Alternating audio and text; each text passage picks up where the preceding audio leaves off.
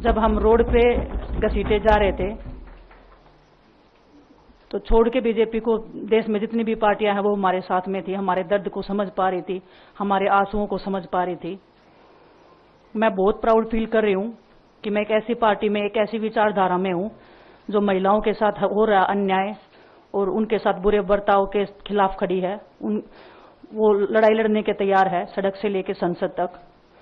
हम चाहते हैं कि देश के हर एक नागरिक को जो दर्द, जो तकलीफ हमने झेली है, खासकर महिलाओं के लिए, हर एक उस महिला के साथ में हम खड़े हैं जो अपने आप को लाचार, अपने आप को बेबस समझती है। सबसे पहले तो मैं पूरे देशवासियों का बहुत बहुत धन्यवाद कहना चाहती हूँ, आप मीडिया पर्सन्स का भी, क्योंकि आप लोग ही हम लोगों को इतना through out the journey wrestling में आपने सपोर्ट किया है। तो मैं उम्मीद करती हूँ कि मैं आपकी उम्मीदों पे खरा उतरूं बिल्कुल। और कांग्रेस पार्टी का मैं बहुत बहुत धन्यवाद करती हूँ, क्योंकि जब बोलते हैं ना कि बुरे टाइम में पता लगता है कि अपना कौन है। जब हम रोड पे घसीटे जा रहे थे तो छोड़ के बीजेपी को देश में जितनी भी पार्टियां हैं वो हमारे साथ में थी, हमारे दर्द को समझ पा रही थी, हमारे आंसुओं को समझ पा रही थी। मैं बहुत प्राउड फील कर रही हूँ कि मैं एक ऐसी पार्टी में, एक ऐसी विचारधारा में हूँ जो महिलाओं के साथ हो रहा अन्याय और उनके साथ बुरे बर्ताव के खिलाफ खड़ी है। वो लड़ाई लड़ने के तैयार है, सड़क से लेकर संसद तक।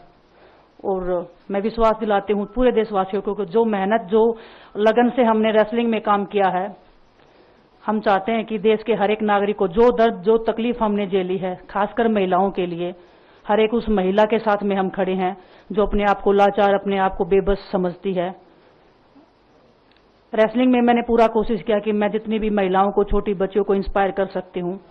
मैं चाहती तो मैं जंतर मंतर पे रेसलिंग छोड़ सकती थी, और सभी लोग भी मान रहे थे, पूरा देश इस चीज को विश्वास कर रहा था, क्योंकि बीजेपी आईटी सेल ने उस चीज को साबित करने की कोशिश की थी कि हम चले हुए कारतूस हैं, हम खत्म हो गए हैं, हम पॉलिटिक्स कर रहे हैं। उन्होंने बोला मैं नेशनल नहीं खेलना चाहती, मैंने नेशनल चैंपियनशिप खेला। उन्होंने बोला ये ट्रायल्स दे के नहीं जाना चाहते, मैंने ट्रायल्स भी दिया। उन्होंने बोला कि ओलंपिक्स लेवल तक नहीं जाना चाहते, मैं ओलंपिक्स में गई, मैं फाइनल्स में गई। अनफॉर्चुनेटली परमात्मा को कोई और चीज मंजूर होगी। एक चीज मुझे पता है कि जब मेहनत आप करते हो तो जरूरी नहीं कि आपको उसी दिशा में मिले, कई बार दूसरी चीजों में भी आपको वो फल मिल जाता है।